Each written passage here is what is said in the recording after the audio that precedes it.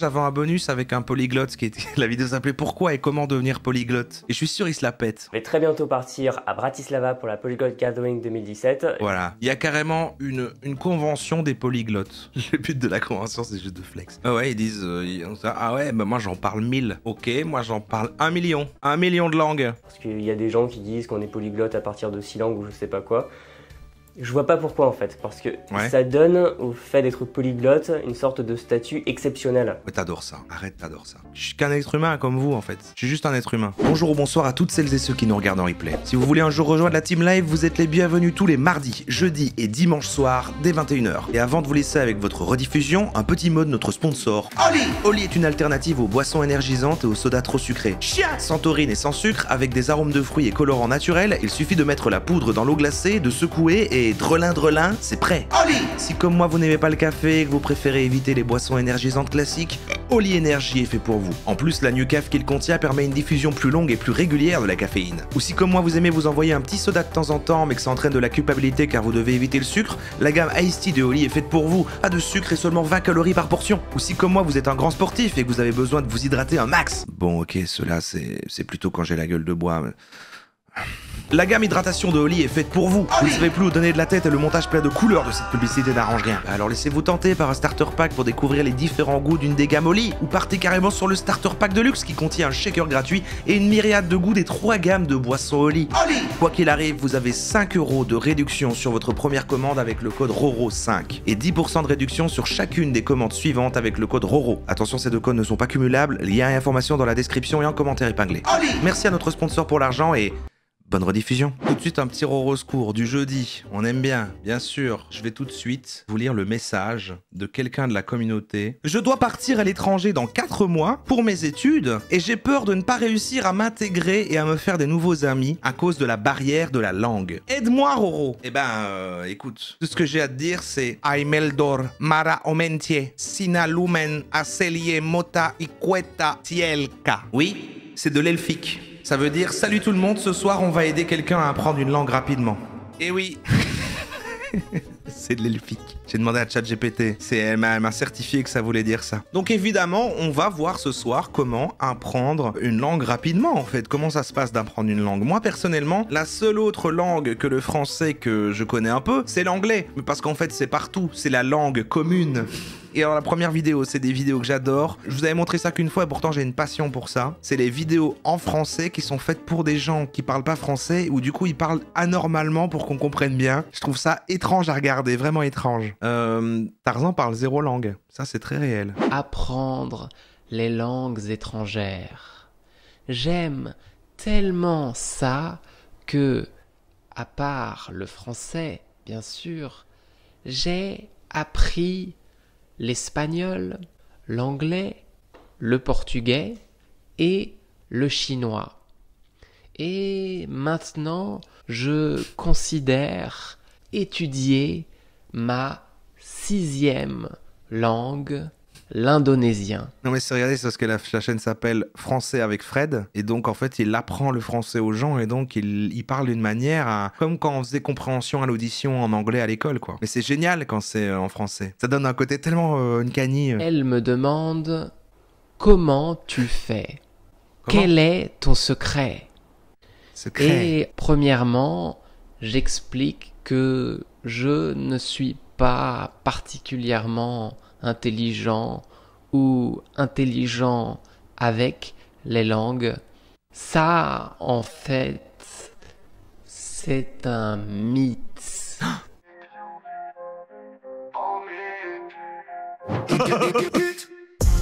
C'est comme les gens. Pardon. Excusez-moi. Bon, en fait, lui, c'est parce que c'était marrant. On va regarder vraiment une vraie vidéo, du coup, maintenant. J'en ai 2. Lui, il donne 3 astuces. Et là, il y a Kaizen. Kaizen, il va nous apprendre à parler la langue des montagnes, la langue des Sherpas. C'est Kaizen. On rappelle, en ce moment, Inoxtag est plus ou moins à ce niveau-là. Il atteint presque le sommet. Enfin, il est vers là. Enfin, Kaizen me regardera en entier dimanche. Alors, je ne sais pas toi, mais moi, j'ai eu plein de cours de langue pendant plusieurs années à l'école, comme par exemple l'allemand. Et une fois que je suis arrivé en Allemagne, j'étais complètement perdu. Non mais ça c'est réel. Parce que ce qu'on apprend à l'école, même quand c'est l'anglais et tout, en fait, après moi je sais pas vraiment écouter à l'école, donc je sais pas, mais j'ai l'impression que j'ai appris l'anglais que après, fin des secondaires, un peu en supérieur et plus en consommant des trucs, en commençant, tu sais, tu téléchargeais des films également, ah merde c'est qu'en anglais, alors fuck, il y a pas les sous-titres, ou alors, je trouve ce qui aide beaucoup, c'est mettre les sous-titres dans la même langue, mais il faut maîtriser un petit peu comme ça, mais je trouve que c'est vraiment là. Et c'est aussi habité à Bruxelles, où j'avais eu une coloc qui parlait pas français, on communiquait que en anglais et tout machin. C'est ces choses-là qui aident à apprendre, mais c'est vrai qu'à l'école, pour moi, t'apprends rien, quoi. Après, ça met la petite base. Alors, dans cette vidéo, je vais parler uniquement de l'apprentissage du vocabulaire, ce qui est déjà pas mal. C'est quoi cette musique ? Sait, plus on connaît de mots d'une langue étrangère, plus facile ce sera de la comprendre et de la parler. Alors, pour moi, ça se passait comme ça. Chaque année, le professeur nous donnait un livre comme ça. Et chaque semaine, il nous disait « Ok, pour mercredi prochain, vous apprenez 3 pages de vocabulaire. » J'étais concentré par la musique, c'est quoi ? Le 95%. C'est Willy Wonka. Et je dis bien 95% car il y a toujours 5% d'intellos hyper méthodiques, hyper organisés qui s'en sortent toujours. Mais le 95% de la classe, on attendait simplement la veille, voire même le matin même. À pire prof du monde, moi j'ai l'impression que c'était un peu comme ça aussi. Hein. On avait le vocabulaire, voilà, vous apprenez le vocabulaire et tout. Et d'ailleurs, moi j'étais plutôt bon quand même en vocabulaire, je savais dire les mots, mais c'est dur après de le placer dans des phrases, de commencer à converser quoi en fait. Alors qu'à l'inverse, il y a des gens qui n'ont pas forcément beaucoup de vocabulaire, mais ils ont tout de suite le truc, je trouve, pour quand même savoir s'exprimer et formuler des phrases, quoi. On utilisait des méthodes incroyables, comme par exemple retenir les mots en fonction de où ils se trouvaient sur la page. Le jour du test, on arrivait tout juste à s'en sortir, ou pas toujours. Et qu'est-ce qui se passait 3 jours après ? On oubliait absolument tout. Le gros problème de cette méthode est que ça ne prend pas en compte la courbe de l'oubli. La courbe de l'oubli, c'est tout simplement le principe que quand vous apprenez un mot, si vous apprenez un mot qu'une seule fois, vous allez évidemment et t'as les choix de musique. l'oublier très vite. Il faut donc voir ce mot plusieurs fois à différents moments. Alors attends, je voulais faire un sondage sur les gens. Est-ce que vous aimez apprendre une langue ? Voilà. SRS, en français le système de répétition espacée. C'est un peu le même principe que les flashcards. Vous avez vos tas de cartes avec d'un côté en français et de l'autre en anglais par exemple. Si vous avez deviné le mot, vous mettez dans un tas. Et si vous n'avez pas deviné le mot, vous mettez dans un autre tas et vous essayerez de deviner cette carte le lendemain par exemple. Alors très honnêtement, ce système-là, il n'est pas très pratique. Déjà, ça demande beaucoup de temps pour les faire. Ensuite, on les a pas toujours avec nous. Il y a un petit sondage là sur votre appréciation d'apprendre. Moi, j'adore apprendre des choses, en sens large.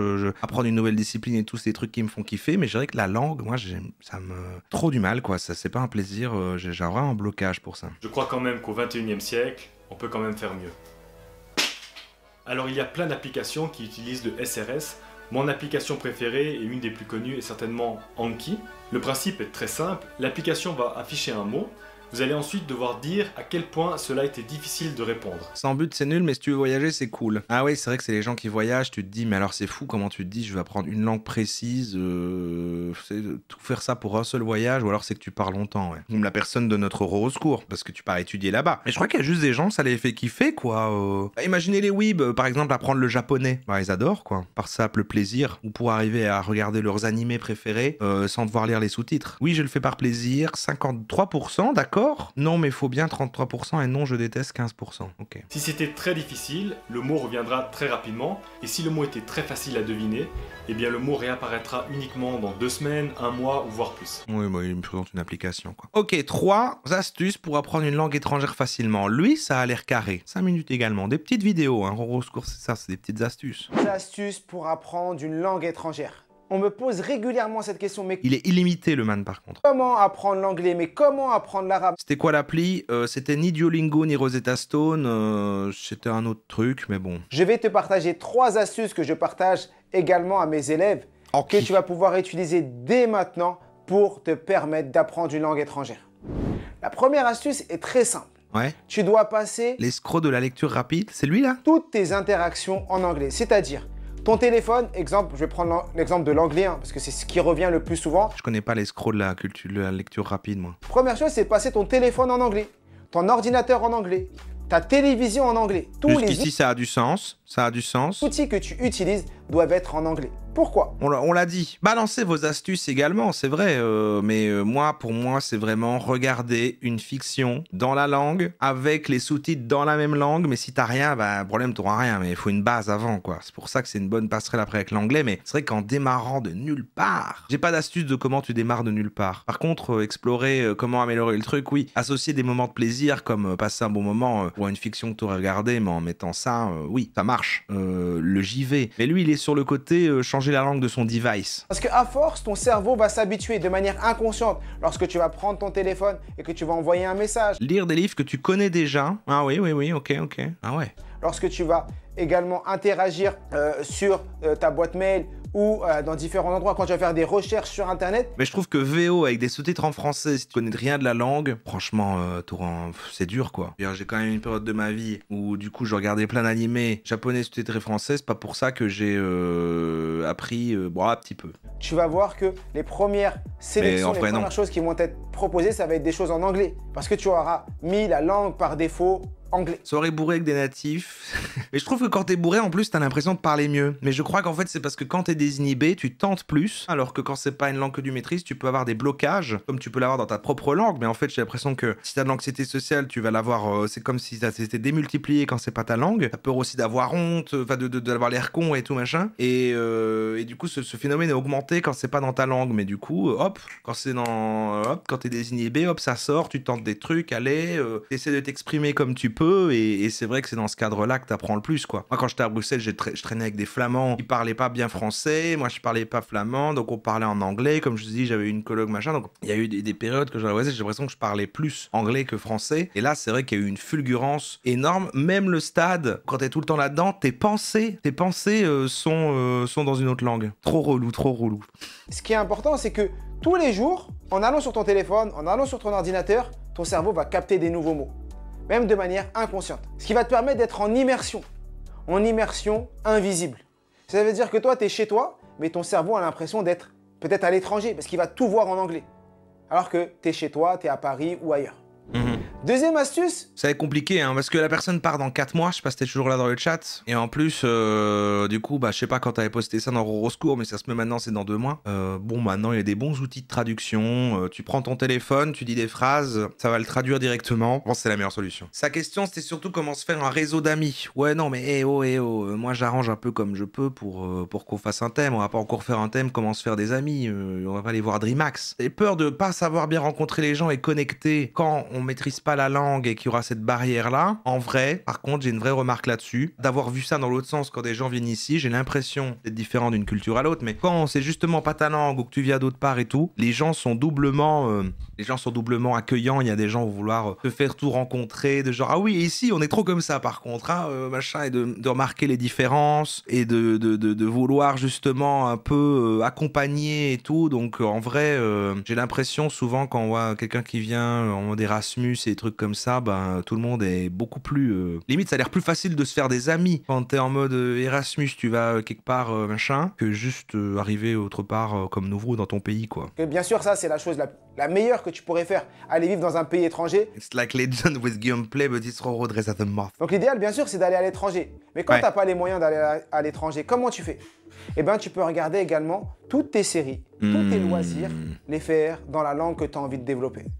Tous les loisirs. Il lit peut-être rapidement, mais là-dessus, il a raison. Tes séries, tu peux regarder les réseaux sociaux, tu peux suivre des personnes qui vivent aux États-Unis ou ailleurs et qui parlent anglais. Les sujets que tu apprécies également, les traités en anglais. Regarder des TED. Les traités en anglais? En anglais. Des vidéos de développement personnel en anglais. Et ce que tu vas faire, au début, tu iras en anglais sous-titré anglais. Bien sûr, ne jamais regarder en anglais sous-titré français. Ça sert strictement. Ah, moi je suis d'accord. Vraiment, ça sert strictement à rien. Ouais, je suis d'accord. Toujours anglais. Lis vite pour voir. Sous-titré anglais. Et après un moment, tu arrêtes le anglais sous-titré anglais et tu passes en l'anglais seul. Tu peux réduire le débit de parole. Il y a des fonctionnalités où tu peux réduire le débit de parole. Ça te permet de prendre le temps de bien comprendre. Mais c'est vrai que c'est compliqué, hein, puis l'accent et les trucs. Mais après, moi, je crois que comme j'ai déjà un problème de concentration et que parfois, quand quelqu'un même parle en français, parfois je comprends pas, alors que c'est littéralement ma langue maternelle, et ben je peux avoir la même chose en anglais si je suis pas méga concentré du jour. C'est à cause de ça, par exemple, que je sais pas, écouter des podcasts en anglais ou des trucs. En fait, faire une deuxième activité tout en écoutant un truc en anglais, moi, j'arrive pas. Parce que même parfois en français, c'est compliqué, même souvent en fait. Et en anglais, voilà, si du coup je fais que ça va aller. Mais sinon, je trouve ça quand même difficile. Par contre, compréhension écrite, du texte, machin, ça c'est tant que tu veux. J'ai l'impression de absolument tout comprendre. Allez, peut-être il y a un mot par-ci par-là, il va arriver, je sais pas ce que c'est ce mot, puis après avec le sens et le contexte, tu comprends quand même ce que ça veut dire. Mais c'est vrai que l'audio, c'est différent quand même. J'ai donné des cours de français à une personne suédoise qui me donnait des cours de suédois. J'ai l'impression que les Suédois ont de sympathie pour la France. En même temps, un de leurs rois était un général français. Ah bah ma coloc qui je parlais, qui était suédoise aussi justement, et c'était la Belgique. Et la troisième chose que tu peux utiliser, c'est aller regarder sur internet des sites dans lesquels où tu peux interagir avec des personnes à l'étranger. Ah oui, ou des groupes de parole. Soit à l'écrit, soit tu peux également interagir. Prends des notes, hein. Prends des notes parce que t'as plus que quoi, t'as 3 mois là. Des zooms avec ces personnes-là. Et tous les jours, tu vas discuter avec un étranger. Les mots viendront en anglais dans la tête, trop relou, trop relou. Il faudra apprendre le français après bouquin fini, mais ouais. Mais non, mais ça c'est le vrai truc de comme quand on voit les gens là qui sont français puis qui vivent aux États-Unis, après ils ont un accent étrange et ils oublient les mots et ils savent plus bien parler français. C'est fou qu'on peut oublier quand même sa langue maternelle si tu la pratiques jamais. Ça c'est un truc qui me fascine quand même. Et donc là, c'est un troc de savoir. Toi, tu leur apprends le français, eux ils t'apprennent l'anglais. Toi, tu leur apprends le français, eux ils t'apprennent l'arabe. Toi, tu leur apprends le français, eux ils t'apprennent l'italien. Je vais pas te conseiller de site particulièrement parce qu'il y en a plein et je te laisse faire tes propres recherches. Ah. Phrase de complotiste. C'est pas vraiment que tu oublies pour de vrai, mais les mots viennent plus aussi facilement. Bah oui, c'est ça, parce qu'en fait, d'ailleurs, je trouve que quand t'as un niveau... Le défaut aussi qu'on nous apprend, je trouve, à l'école, quand t'apprends l'anglais, je prends l'exemple de l'anglais, moi c'était la seule langue que j'ai appris à l'école, et ben c'est que tu fais tout le trajet de traduire en français vers l'anglais ou inversement, et à partir d'un moment, et c'est là pour moi que c'est intéressant, et je trouve qu'on devrait apprendre tout de suite dans cette idée-là, mais je sais pas très bien comment, j'en sais rien, mais c'est quand tu fais le trajet qu'avec le sens de la notion dans ta tête, le concept, et que tu le lis au mot sans passer par le français. Je sais pas comment expliquer, mais c'est un peu comme si tu lis une phrase, en anglais, tu vas très bien comprendre le sens, mais pour la traduire en français, il faudra plus de temps quand même pour dire attends, ce mot-là, je vois très bien le sens dans ma tête, mais je sais pas quel mot serait en français, et tu vois, et de traduire tout directement, alors qu'avant, t'as le réflexe de vraiment passer de l'un à l'autre et ça fait perdre un temps pas possible. Et puis quand t'essayes de communiquer oralement, du coup, dans la vraie vie comme ça, en passant d'abord par qu'est-ce que je veux dire en français et ensuite comment je traduis mot par mot en anglais, c'est impossible de suivre une discussion. Donc après, il faut que l'idée sorte directement dans la langue. Et c'est là que le truc se fait. C'est fascinant le cerveau quand même. Vous saviez que votre cerveau est extraordinaire? C'est Fabien Olicard qui l'a dit ça. Quand j'étais en anglais, je réfléchissais en néerlandais. Quand j'étais en néerlandais, je réfléchissais en anglais. Et parlons pas de mes cours de chinois. Moi, je sais quoi, parce que j'ai quand même fait des formations pour apprendre le néerlandais. Et j'utilisais plus la comparaison avec l'anglais plus que le français. Ouais, j'essayais de passer par mes réflexes de comment on parle en anglais pour apprendre le néerlandais. Surtout que je trouve qu'à des moments ça ressemblait plus. Bon, après moi ce que j'aimerais c'est parler la langue des animaux, hein. Je te partage ça gratuitement, ça me fait vraiment plaisir. J'ai envie que toi aussi tu puisses atteindre tes objectifs. Oh, elle est pas mal, mais je préférais avec plus de poils. Hein. Découvrir tout cela, j'ai formé plus de 10 000 personnes aux techniques d'apprentissage. J'apprends à apprendre. Ok, bah très bien. Déjà, je pense que la personne qui a fait le truc qui était sa crainte, c'est je vais avoir du mal à me faire des amis. Bah je pense que le vrai truc à dire c'est ça, on l'a dit tard, mais c'est quand t'arrives comme ça et tout, bah les gens vont être très accueillants. Il y a plein de gens, pas tout le monde, mais il y a ce type de personne qui veut absolument montrer son pays, comment il fonctionne, les endroits cool à visiter, apprendre des mots, de dire bah en fait ça se dit comme ça, voilà, et après de dire essayer de prononcer, tu le prononces mal et puis il rigole, genre c'est presque ça, c'est pas mal. Et en fait ça crée des liens beaucoup plus facilement. Donc déjà ta peur elle peut partir comme ça. Essaye d'être sympa pour te faire des amis. Voilà. En fait il y a un double problème là. C'est que je sais déjà pas comment on se fait des amis dans notre propre langue. Alors là tu vois on est à un level. Donc pour ça que je me suis dit on va se concentrer sur apprendre la langue déjà. Why do you say chol? Par contre en vrai je connais aucune langue. Pourtant j'arrive à comprendre et me faire comprendre par les gens qui parlent pas la même langue que moi. C'est la télépathie ça. Ça c'est la télépathie. Et c'est dommage j'avais un bonus avec un polyglotte qui était la vidéo s'appelait Pourquoi et comment devenir polyglotte. Et je suis sûr il se la pète. On va pas l'écouter 2 secondes. Je vais très bientôt partir à Bratislava pour la Polyglot Gathering 2017. Voilà. Il y a carrément une convention des polyglottes. J'y étais allé en 2016 à Berlin. Et il s'agit à nouveau d'un rassemblement de personnes qui sont passionnées de langue et qui s'intéressent plus précisément à leur apprentissage. J'ose pas parler à voix haute dans une autre langue, j'ai l'impression d'être bête. Et ben je comprends. Après, quand t'es que avec des autres gens que c'est pas la langue, ça va, ils vont être assez bienveillants. Par contre, je trouve que ce qui peut être gênant, c'est quand t'es avec quelqu'un que tu connais, tu dois parler dans une autre langue, dans un contexte, quoi. Par exemple, je sais pas, justement, t'es avec quelqu'un que tu connais, donc qui parle français, ou parle en voyage, ou part en voyage quelque part. Il faut s'exprimer en anglais devant cette personne parce que, je sais pas, commander un truc et machin, et tu te dis, la personne que je vais m'entendre parler en anglais dans le truc, et ça, c'est gênant. Ça, c'est vrai que c'est gênant. Pendant l'événement, je vais essayer de le couvrir et de faire des vidéos, donc je vais voir si j'arrive à en faire assez régulièrement. Le but de la convention, c'est juste de flex. Ah ouais, ils disent, ah ouais, bah moi j'en parle 1000. Ok, moi j'en parle 1 million. 1 million de langues. Je parle même des langues disparues uniquement à base de claquements de langue.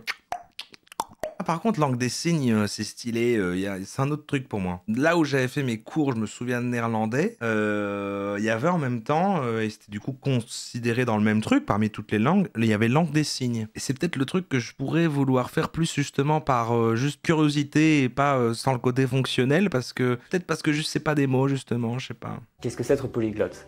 Donc il y a plein de définitions, pour moi c'est tout simplement parler plusieurs langues, même parler simplement 2 langues, parce qu'il y a des gens qui disent qu'on est polyglotte à partir de 6 langues ou je sais pas quoi. Je vois pas pourquoi en fait, parce que ça donne au fait d'être polyglotte une sorte de statut exceptionnel. Ouais, t'adores ça, arrête, t'adores ça. Je suis qu'un être humain comme vous en fait, je suis juste un être humain. Alors que je le dis depuis longtemps finalement, être polyglotte dans pas mal de régions du monde, c'est même dans certains endroits plus normal d'être polyglotte que d'être monolingue. Ah, ils nous appellent les monolingues. D'accord, les monolingues. Je me demande si elle peut parler oralement aussi en elfique, ChatGPT, puisque du coup je les lis ce qu'elle m'a dit tout à l'heure, mais... Est-ce que tu peux parler en elfique oralement, ChatGPT? Genre je peux te demander de dire quelque chose et tu le diras? Oui, je peux parler en elfique si tu veux. Que veux-tu que je dise? Merci à toutes et à tous d'avoir regardé ce replay. Bon alors le mot replay n'existe pas en elfique, tu vas me dire, mais d'avoir regardé ceci. Merci à toutes et à tous d'avoir regardé ceci. On dirait vraiment du français de ouf, l'elfique par contre. Haha, c'était tout aussi clair qu'en elfique. Tu veux essayer une phrase en elfique pour le fun? Non mais dis-moi ça, merci à toutes et à tous d'avoir regardé ceci, mais dis-le-moi en elfique. D'accord, ça donnerait quelque chose comme Hantaniel Ilye, Ankenalye Sina. Merci à toutes et à tous d'avoir regardé ceci en elfique. D'avoir regardé ceci en elfique.